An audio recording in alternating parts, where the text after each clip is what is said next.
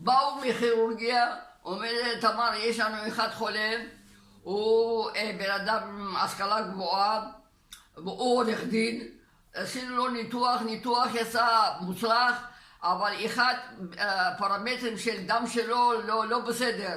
אנחנו לא יכולים לשלוח אותו הביתה, לא יודעים מה לעשות איתו. את יכולה להבחין, לעזור לנו? אמרתי, אלוהים גדול, תביא את הדם. הביאו את הדם, ראיתי איזה טרומבוציטים מאוד נמוכים, זה אחד בין החלקיקי בדם, צריך להיות נורמה. אמרתי, תביא מי חסד. הוא אומר, תמרה, אנחנו כירורגים, אנחנו כמו תופד, יודעים לחתוך, לתפור, לא יודעים איך לקחת מי חסד. אמרתי, לך לקליימן, דוקטור קליימן יודע, תגידי תמרה בבקשה. הלכו לדוקטור קליימן, לקח מוח עצם, אני בדקתי, אמרתי, אתם יודעים מה? יש פה איזשהו מקום, גודלים לו תאי סרטן.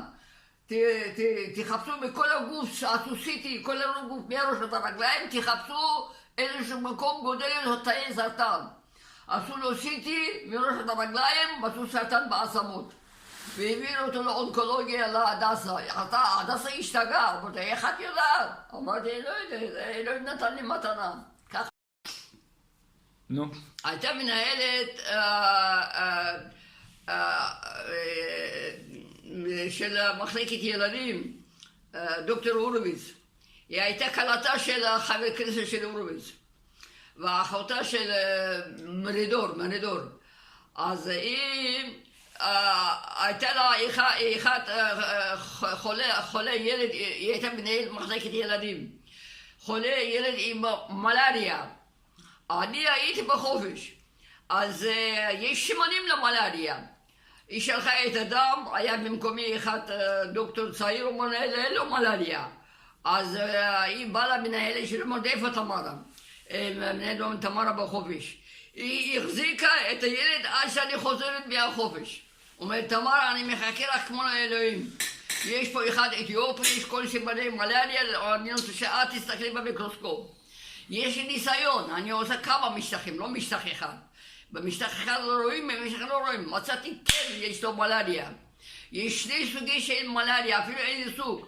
יש סוג מלריה פלציפרום ומלריה ויווקס. מלריה ויווקס.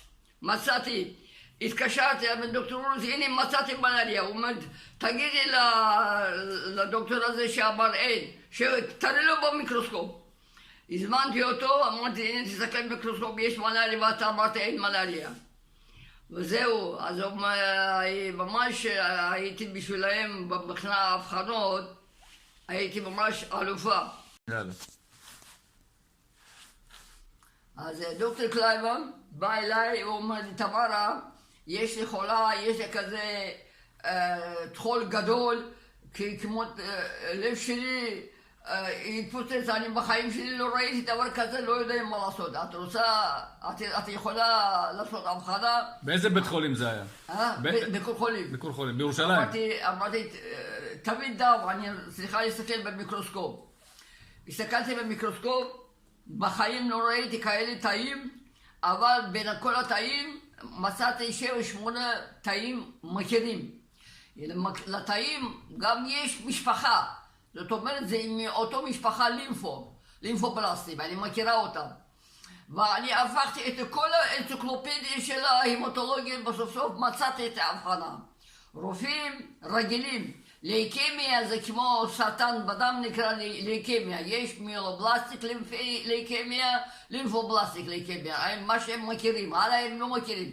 זה היה הטיפיק לימפטיק ליקמיה, זה היה ממש משהו מיוחד, קורה פעם ב100 שנה. כתבתי את ההבחנה, כתבתי את מה ראיתי במיקרוסקופ, הכל אמרתי, קח לפרופסור פולק להדסה, ותבוא אליי ותגיד מה הוא אמר. הוא אמר, תמרה, אם תמרה לא כותבת הבחנה, אני בחיי לא יודע מה זה. ועוד היה אחד מקרה מאוד מעניין. רואים את כל תא, כל מיני תאים, יש כל סוג של תאים. לכל תא יש משפחה. אני ככה, כשאני מסתכל במיקרוסקופ, אני יוצאת מהעולם הזה, אני נכנס לעולם אחר. אני מאוד מבינה את העולם המיקרוסקופי. זה מתנה מאלוהים, אני למדתי את זה גם קצת, אבל זה, אני מאוד אוהב את עולם המיקרוסקופי. אתה מבין, יש כל מיני תאים, יש תאים מלאים משפחות, יש להם, זה מאוד מעניין, זה אתה נכנס לעולם אחר. יש לנו עיניים, אנחנו בעולם הזה הרבה דברים לא רואים. אתה מסתכל מיקרוסקופ, אתה נכנס לעולם אחר. לחלקיקים, חלקיקים. יש כאלה תאים, כל מיני תאים, יש להם משפחות. זה מאוד מעניין. היי, זקנתי, אין מה לעשות. לא נורא.